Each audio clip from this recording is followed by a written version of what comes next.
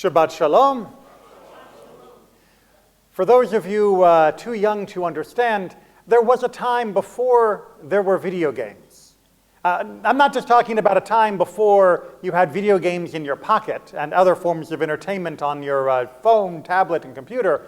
I mean, there was a time before you had phone, tablets, and computers.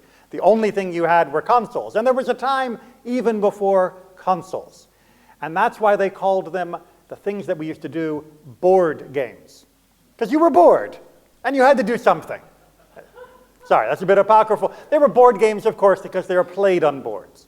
And I'm sure many of you remember all those games like Parcheesi or Sorry, maybe even checkers and chess. But if you go into almost anybody's house pre-video game revolution, you are going to find among their board game collection Monopoly. Monopoly. And yes, as my mother's pointing out, Monopoly was a great favorite of mine and no one else's in the house. Which always confused me because almost every household I ever went into would have a copy of Monopoly. And if I ever suggested, oh, well, hey, let's play Monopoly, everyone would say, no, I hate that game. Why did they all buy it if they all hated it? You know, I mean, I'm not that old. Monopoly was already an old game by the time I was playing it, and yet everybody kept buying it. And I think there's a certain sick perversion behind our fetishization of the game Monopoly, and I think it comes down to a basic misunderstanding of the game. What is the basic game of Monopoly? Bankrupt your opponent, right? Monopoly is won by being the last person on the board with any money. Very good. What is the basic strategy then for Monopoly? Buy everything. Buy everything. Now that's a very important strategy because if you don't buy it, then the other player will.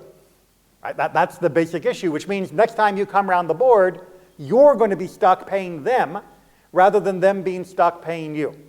And this is something that I figured out at quite a young age, and it used to frustrate people because I'd be going around and I'd be buying everything I landed on, and my opponents would be saying, why are you buying that? That's junk property. It's like, yeah, but it's junk property that you don't have anymore. And of course, once you've got an actual monopoly, once you have 2 or 3 of the same color, what is the next step in your strategy? Hotel. Build, build, build, build, build. Mortgage everything you possibly can to build as much as you possibly can if you now have a set that allows you to build on it. Why? Because you're going to not just get more money, you will wipe out the other people. Right? Remember, it's not just about getting more rent. It's about having enough that there is no chance that your opponent will be able to land on it and survive. Or if they do survive one, it will cripple them, and all of their other properties will be now mortgaged, so you don't have to worry about paying when you land on them. And then when they come around for the second time, you'll finish them off. Right? Buy, buy, buy, build, build, build. That's how you play Monopoly. Okay, now, I was like 7 or 8 when I figured this out. How can Monopoly still work then? I mean, if the strategy is so basic and so obvious, how can we play the game? It doesn't... I do not cheat, thank you very much. I did have to keep a close eye on my family members when we played together. I will admit that there were definitely some unsecured loans taking place from the bank from time to time. There is an inherent tension with Monopoly that is just beneath the surface, and I believe is the cause for its resentment. Because most of us, when we play a game, we like to feel that we can win.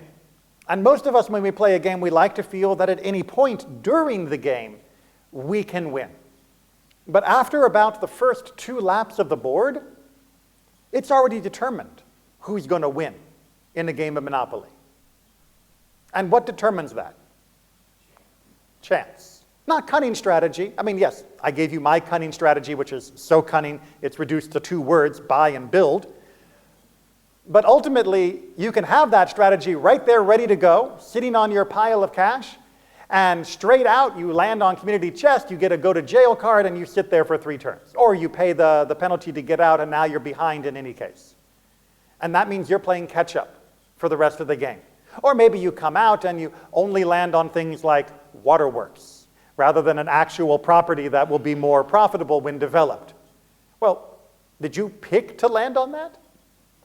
You certainly did not. You picked up the dice and rolled. And in any game where there are dice, strategy can begin to fall apart if the dice don't play nice.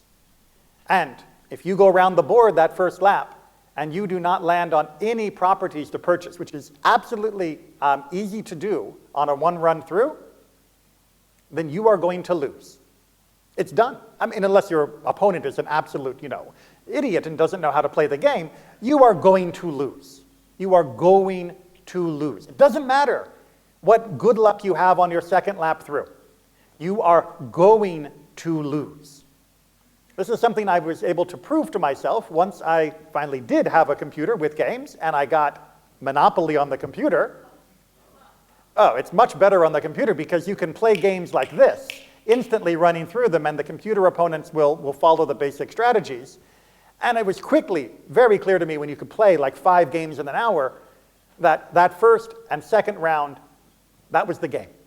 And that first and second round was all down to how lucky were you with the dice. Now that's frustrating when you're playing a game. When you already saw that you went 1 lap through, 2 laps through, and that you didn't get what you needed to be able to have a chance to win. Why am I still playing? Why should I continue to subject myself to endlessly going past go just so those $200 that I collect will go into the next piece of property that I land on and pay for someone else? Because everybody wants to achieve the American dream. Monopoly representing the American dream is actually a bit of a urban myth. Monopoly was actually intended to disprove the game. The game Monopoly was invented before the Depression. In fact, the apocryphal story of Parker Brothers buying it and all of that is actually a bit of a lie. So what else is new in the game of Monopoly? It was actually invented by people who were trying to prove the perversion of the economic system of the Gilded Age of America. That we're trying to show that if you chase after the idea that you are going to be the ultimate slumlord, odds are you're not going to be. Because someone else might have a head start. Someone else might have gotten a bit luckier. Someone else is just going to destroy you because their position happened by chance to be a little stronger than yours.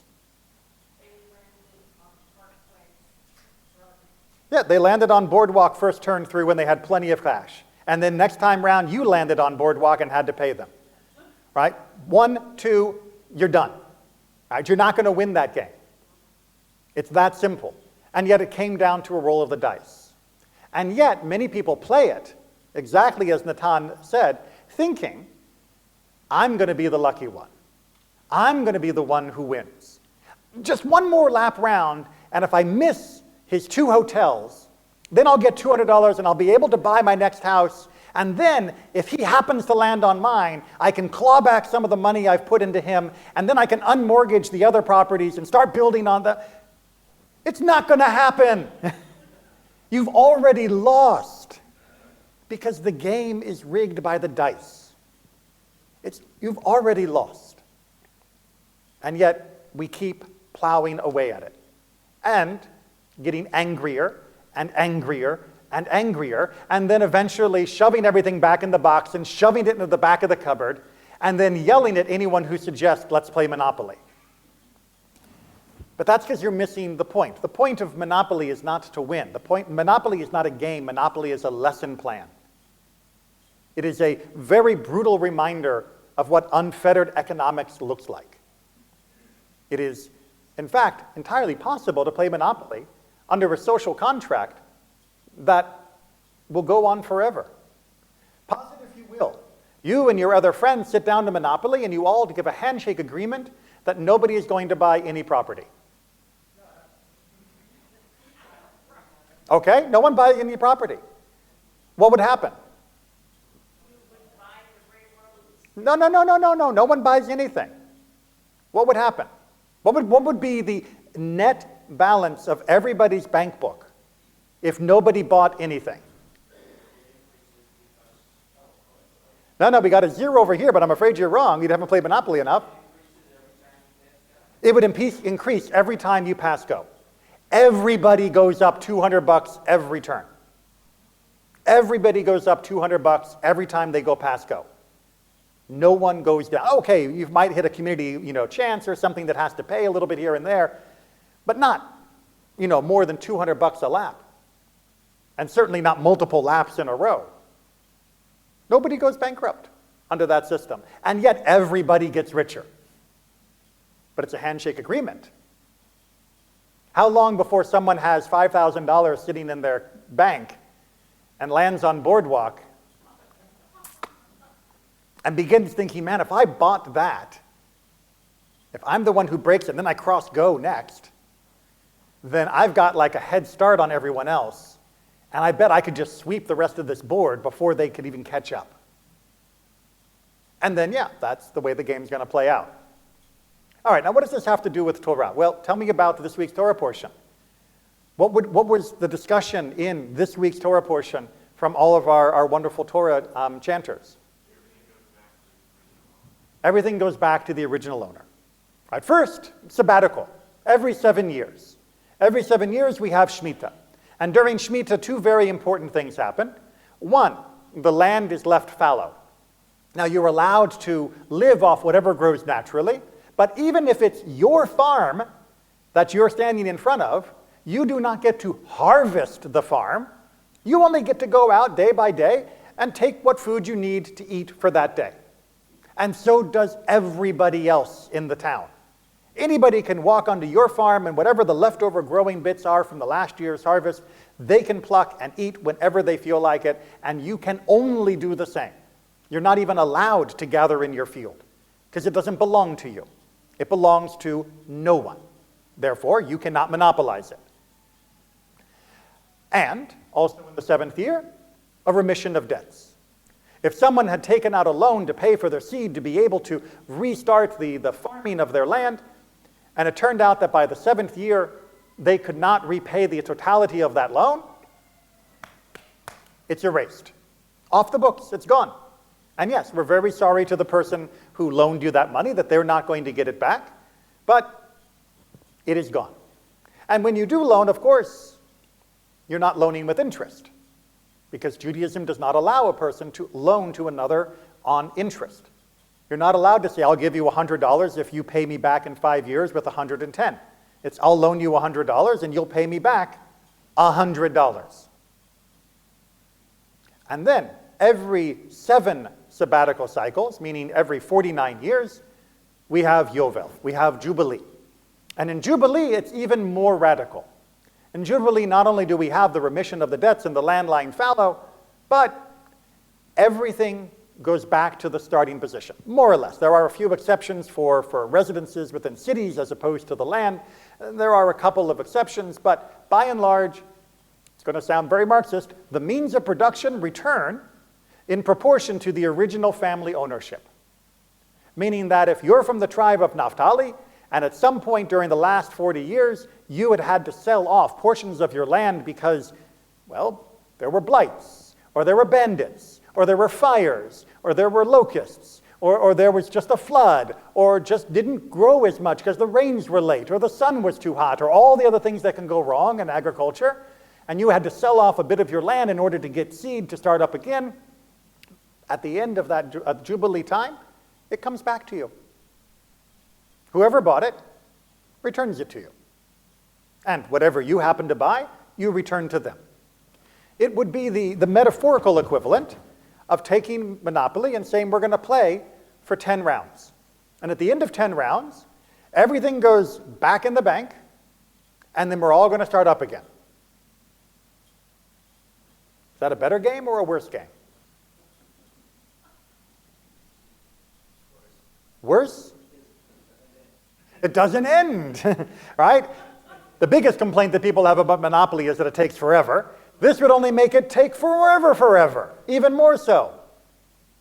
But what about for life? What about for the real world? I got news for you. This game doesn't end either. So how about we actually listen to what Torah is trying to teach us and make it better as we go round and round the board? Now, we don't live in a society where we can implement the laws of Shemitah and Yovel in exactly the same way as they were handled in the biblical era. We don't have the land of Naphtali and the land of Benjamin and such. And we don't have our ancestral holdings the same way. How many people here actually know their ancestral holding? My mother, you can keep your hand down because I know you know our family holding. But even that, I will point out, was taken from the indigenous people of the area, because somehow the people on the peninsula of Iberia could tell us that we were owed that. But anyway, what we can apply, however, is the recognition that in the laps that people make in life, going round and round this board, things are going to go wrong. Sometimes because they are idiots. Sometimes because they make really, really bad choices. Somebody decides to take, every penny they have and bet it on black at Vegas. And it comes up red. All right, you know what? Yeah, you were an idiot. That was definitely a really, really bad choice. Therefore, you should go die. Correct? No? You mean we don't punish people with a capital punishment simply because of their economic ignorance? What a concept that comes from Torah. Torah does not say, you will remit the debts of those people who are the deserving poor, who are the working poor, who are the worthy poor. It says you remit debts.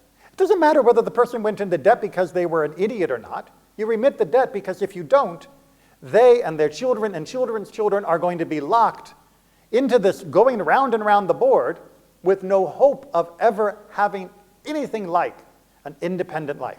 They will be in perpetual servitude forever. And the Torah says that's not fair. Now, why is it not fair? Because in God's eyes, we are all tenants. We're not players on the board. We are all tenants on the board. And God says, you don't get to treat my other tenants like that. Right? I'm the landlord, says God. You are living with me, not just living on the land. And if I say, as the landlord, all right, guys, 50 years are up, give it back, you give it back, because it doesn't belong to you. It belongs to me, says God. Now, like I said, we cannot imagine our modern economic system revolving around that because we don't live in an agricultural and agrarian society. But we can imagine the respect that that would breed for each other. Of looking at a person who is struggling and having a hard time and recognizing that they are not worthy of our blame and our scorn and our derision and our hate and our anger and our bitterness and all the other emotions that we like to point at other people, that we could recognize, yeah, they rolled the dice and they got unlucky. Yeah, maybe they made some bad choices too. Maybe they didn't buy every property they landed on when doing the first round. But also they got unlucky. Okay, so good. What can I do to help turn that around? What can I do that will provide them with an opportunity to get back into the game? What can I do that will help them find a way to actually be an equal player at the table again? Because the Torah recognizes that this is not just the humane thing to do. This is not just the ethical thing to do. But that this is the only practical thing to do. Because what happens at the end of that actual board game Monopoly set? When you've been playing for 5 hours and there's one person who's got all the cash and is gloating and lauding over everyone. What's the end of that game? What's that? You're done.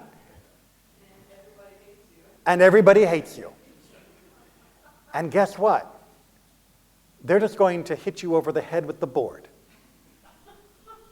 And there's more of them than you. By definition, if there's only one winner of the game, then you've now made a majority of the people who were playing losers. And that may mean that they're out of the game, but they're not out of life. They still have options to try and redress their grievances. And historically, we have seen this over and over again. When the game becomes too imbalanced, when someone plays to bankrupt others, rather than merely to try and help themselves to live a good life and to work hard for themselves and their family, which Judaism has no problem with. But if you are playing to win rather than playing to simply be able to live well, eventually society sets things right. And it's usually much worse than if you were abiding by that social contract that said, I'm going to care for you even if you seem to be heading the wrong direction in your financial setting. The Torah is trying to tell us this. It's trying to warn us this, and we completely ignore it. When we get to the prophets, especially Jeremiah, at the end of the time of the First Temple period, he is bewailing the fact that people are not following the laws of Shemitah and Yovel, of Jubilee. In fact, he says, worse than that, they will release their folks from the debts and from their indentured servitude, and then they went back and took them again. And just like the Torah says in Behar and Bechukotai, if you do not allow the land, if you do not allow the land to have Shemitah, if you do not allow the system to work the way it's supposed to, the land will vomit you out. You will have poisoned this place with your behavior, and you will be expelled, and then the land will get its balance that it's looking for. And when you do the math, and you tally up the number of years that Shemitah would have been neglected, it works out to be about 70 years. The number of years that we were in exile in Babylon. And then we came back, and we did a little better. But did we need that lesson? Do we need that lesson? Or can we learn from the errors of the past? Can we actually look and see there are better ways to play this game? And that the object should not be to win, the object should be to have fun, to enjoy, to live at the game together with each other. This should not cause an anger and fights. This should not cause a break within relationships. The game should be a wonderful vehicle for all of us to be able to thrive. And if that means having to give a little extra to somebody who has a little less, then we do so. If that means putting in programs to prevent anyone from falling off of the board, from being completely driven out of the game, then we do that. The Torah put in these guidelines for us. Sadly, we're not in a position to be able to implement them on a day-to-day basis because of 3,000 years worth of history. But we are in a position to still advocate, support, and personally look to those we can help. Shabbat Shalom.